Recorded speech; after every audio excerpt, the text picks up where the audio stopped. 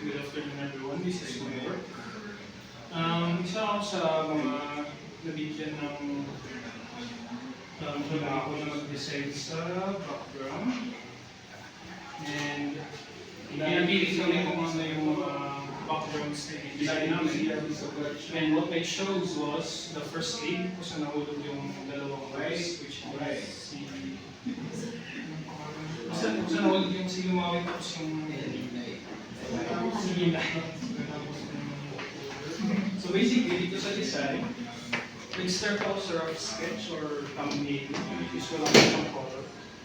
And which is this.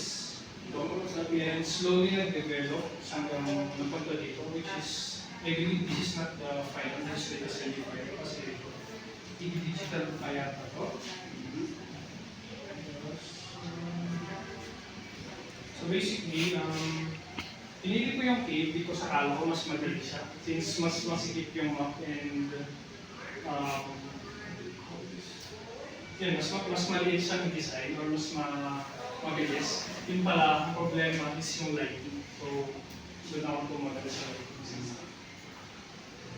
And, yes, yun lang. Any questions? Yes. Why, from drawing the cave, why is it the lighting is blue? Why is it blue? Blue siya dahil sa mood na nangyari dito. Since yung nahulog yung dalawang bata, I chose blue as a mood for them to because of the mood and the tension between the two boys. One feels conflicted and the other confused, di ba? Kasi nakita nilang parang sinisira yung forest tapos sinisira yung mundo. So basically, yung dalawang bata, parang conflicted sila doon.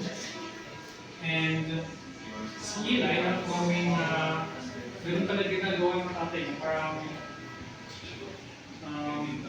pinagbintangan siya ni Umawi, which causes the conflict. And hinahabol ni Eli si Umawi na i-explain sa kanya yung situation, pero nangyari, nahulog sila dito. And yes, yung mood, which is, I wish, this.